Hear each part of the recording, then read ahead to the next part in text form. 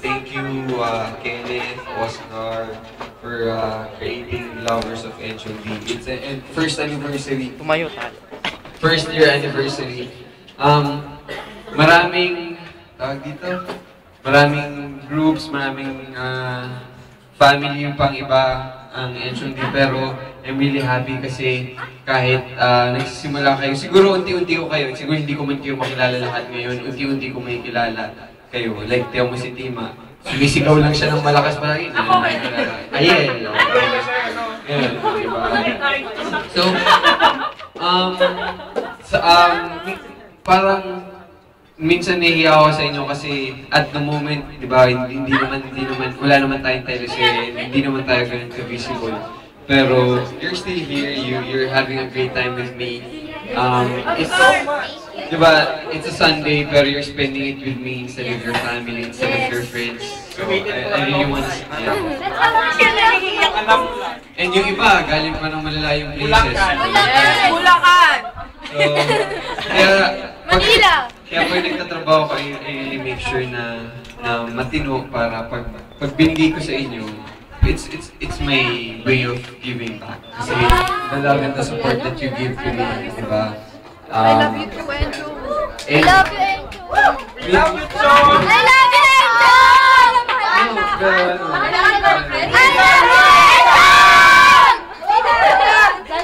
I love you too! Si Tita lang palagi invited sa iba't ibang celebration ng anniversary.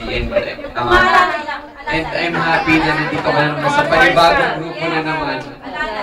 And next year, gusto ko sana mas malaki tayong family, sana mas matibay tayong family.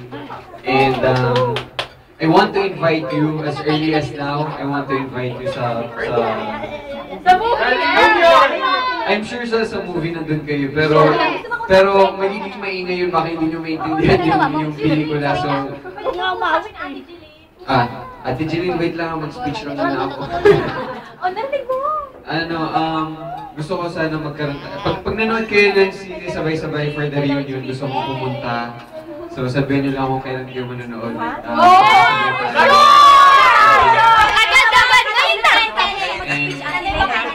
Ayun. Another thing for my birthday, may pinaplano ako sa birthday ko as early as now, you're all invited. Mag-ready na kayo kasi costume party siya. I know,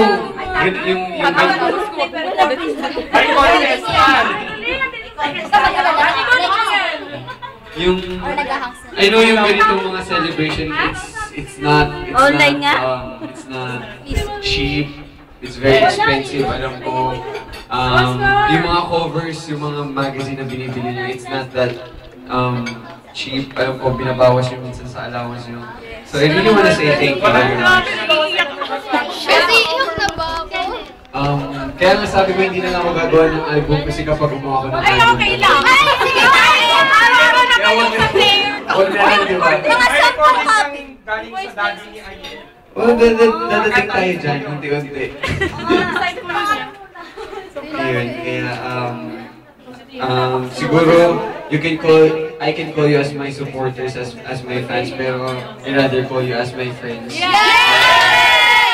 And, yun lang, basta katulad ng sinasabi ko sa ibang group, sana basta palagi tayong masaya lang, united, walang away, master the art of Dema, huwag yung pansinin yung mga makukulit, diba? Yung makulit lang na pwede si Tima na ganyan.